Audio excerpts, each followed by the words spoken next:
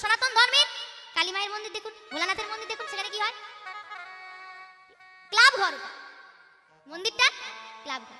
পবিত্রতা, পবিত্রতা, ভক্তিমূলক জায়গা বলে কিছু নেই। আছে? এটা অন্য ধর্মে চলে যান দেখি, আপনি মন্দিরে তাস খেলবেন? আছে কোন ধর্মে? একমাত্র আছে সনাতন ধর্মে। এগুলো বলতে গেলে খারাপ, যে বলবে সে খারাপ। বাজে বকছি। আমরা ভুলগুলো দেখি, অন্যায়গুলো সহ্য করি, প্রতিবাদ করি না, আমরা বরং তাদের সঙ্গে সঙ্গ দিই।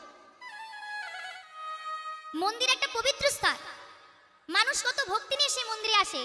মানুষ যখন ভক্তি নিয়ে সেই মন্দিরে পুজো করতে এলো, দেখলো পাশে কয়েকজন বসে সিগারেটে ফু দিচ্ছে।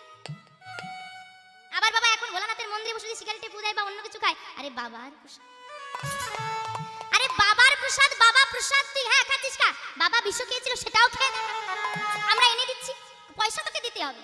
ভোলানাথ বিনা পয়সায় পেয়েছিল না, তোকেও বিনা পয়সায় দেবো, খেয়ে দেখা। বাবা সর্বদা কৃষ্ণ নাম করতে, তুই গা। বাবা বাঘ জল করতে, তুই পার। বাবা শ্মশানে থাকতো, তোর মতো রাজপ্রাসাদে থাকতো না, সেখানে গিয়ে থাক। কবে শিখবে আমাদের ধর্ম? কবে জাগবে মানুষের চেতনা? অচেতন আমরা। আমাদের গৌরহরির নামটা কি বাবা? চৈতন্য।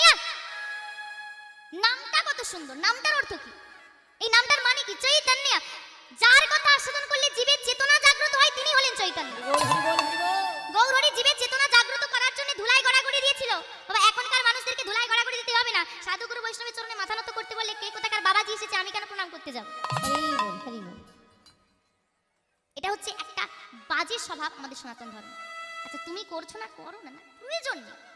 তোমার মন চাইছে না, করো না। কেউ করলে কেন তুমি তার পেছনে লাগে? বোঝান দেখি এর কোনো যুক্তি আছে?